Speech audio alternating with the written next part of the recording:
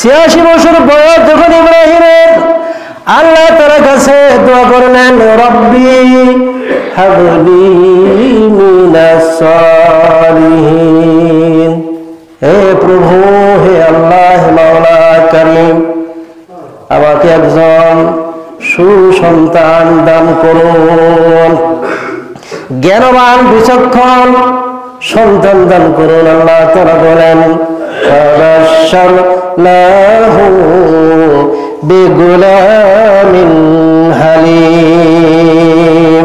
আল্লাহ দোয়া কবুল করলেন। দোয়া কবুল করার পরে একজন সুসন্তানের জন্য পুত্রের শুভ সংবাদ আল্লাহ তাআলা দিলেন। যখন ইব্রাহিম আলাইহিস সালামের বয়স ৯০ বছর, এই সময় ফেরেশতারা বলা আরম্ভ করলেন যে আল্লাহ রাব্বুল আলামিন এই ইব্রাহিম আলাইহিস সালামকে একজন সুসন্তান দান করবে আল্লাহ। এই কথা সারা শুনলেন। সারা শোনার পরে তারা আল্লাহর প্রশংসা করলেন এবং বলতে লাগলেন যে আমাদের এ করবে আল্লাহ তাআলা সন্তান দান করবে। সারা মনে করছিলেন যে আমার গর্ভে আসবে, কিন্তু হাদিসের মধ্যে বর্ণনা এসেছে সারা নিঃসন্তান ছিলেন, বন্ধা ছিলেন, তার গর্ভে কোনো সন্তান আসবে না, বন্ধা।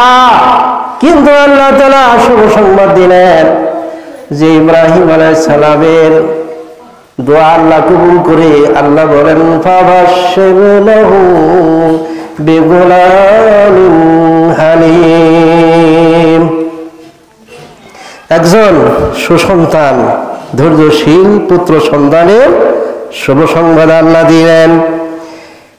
এই কথাটা ফেরেশতারা বলাবলি করতেছিলেন। তখন ইব্রাহিমের বয়স ৯০ বছর।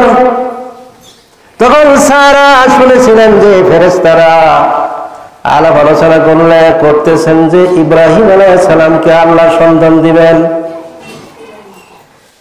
কিন্তু সারা গর্ভে সন্তান আসলো না, সন্তান আসলো হাজেরার গর্ভে।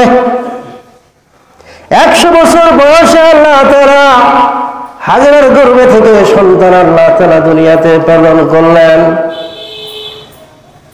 সারা দেখলেন যে আমার গর্ভে সন্তান আল্লাহ তাআলা দিল না।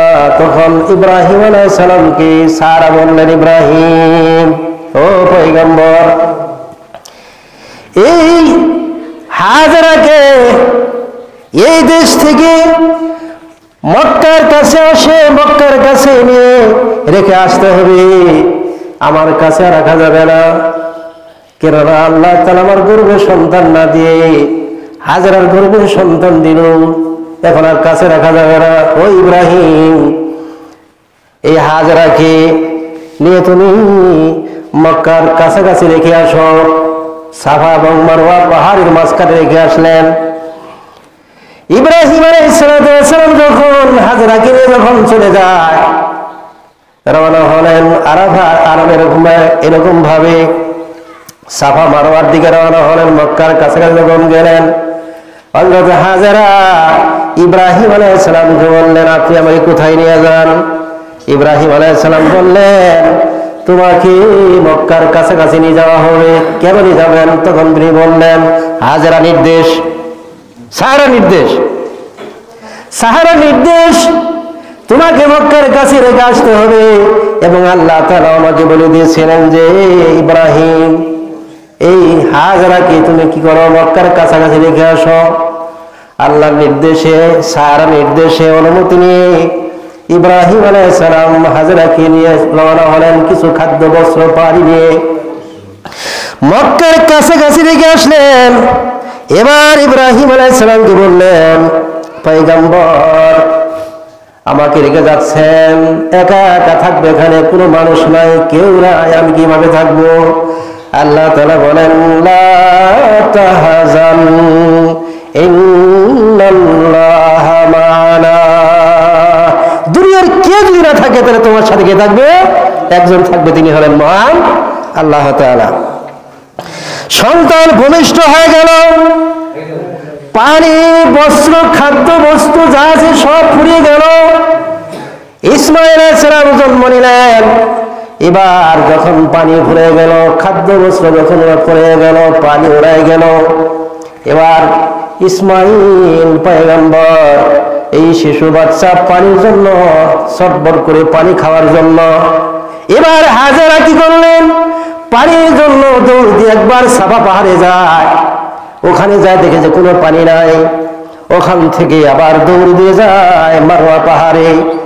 মারওয়া পাহাড়ে যায় দেখে সেখানে পানি নাই। এইভাবে একবার দৌড় দিয়ে সাফাতে যায়, আর একবার দৌড় দিয়ে মারওয়া পাহাড়ে যায়। এই জন্য যখন এই সুন্নতটা জারি আছে, যখন হাজিরা হজ করতে যায় ওই সাফা এবং মারওয়া পাহাড়ের মধ্যে এরকম ভাবে দৌড় দিতে হয়, সামান্য ভাবে দৌড় দিতে হয়। কেন দিতে হয়? ইব্রাহিম আলাইহিস সালাম বলেন, রাসূলুল্লাহ সাল্লাল্লাহু আলাইহি ওয়াসাল্লাম বলেন, ইসমাঈলের পানির জন্য যখন হাজেরা দৌড় দিয়ে সাফা পাহাড়ে গেলেন, আবার দৌড় দিয়ে মারওয়া পাহাড়ে গেলেন, এই দৌড়ের জন্য তিনি দৌড় দিলেন। এই জন্য হাজেরা যখন হজ করতে যায় সাফা এবং মারওয়া পাহাড়ে দৌড় দিতে হয়। এটা হলো সুন্নত, ইব্রাহিম আলাইহিস সালামের সুন্নত। পানি যখন না পাওয়া গেল, দৌড়াদৌড়ি করতে করতে হারান পেরেশান হয়ে গেল, এখন আর পানি কোথাও পাওয়া যায় না। ইব্রাহিম আলাইহিস সালাম যে রেখে আসলেন, পানি দিয়ে আসলেন, খাদ্য বস্ত্র দিয়ে আসলেন, কিছু খাদ্য বস্ত্র থাকলো কিন্তু পানি আর নাই। এখন পানির জন্য ইসমাঈল সরবর করে সন্তান দৌড় দিতে দৌড় দিয়ে সাফাতে পাহাড়ে যায়, আবার দৌড় দিয়ে মারওয়া পাহাড়ে যায়। এসে দেখে ইসমাঈলের পায়ের গোড়ালি ঘষলে একটা পানি বের হয়ে গেল। বলে সুবহানাল্লাহ। এটা জমজম কুয়া তৈরি হয়ে গেল। রাসূলুল্লাহ সাল্লাল্লাহু আলাইহি ওয়াসাল্লাম হাদিসের মধ্যে ইরশাদ করেন যে এই সময় হাজেরা পাথর দিয়ে বালু দিয়ে সেগুলি বাঁধ দিলেন, বাঁধ দেওয়া আরম্ভ করলেন, পানি যাতে কোনো দিকে না যায়। রাসূলুল্লাহ সাল্লাল্লাহু আলাইহি ওয়াসাল্লাম বলেন, এই সময় যদি হাজেরা এই পানি যদি বাদ না দিতেন তাহলে পানিটা সারা পৃথিবীর ভিতরে ছড়িয়ে পড়তো, আর মানুষ গুনাহের কাজ করতো, তওবা করতো, পানি করতো, রহমতের পানি পান করতো।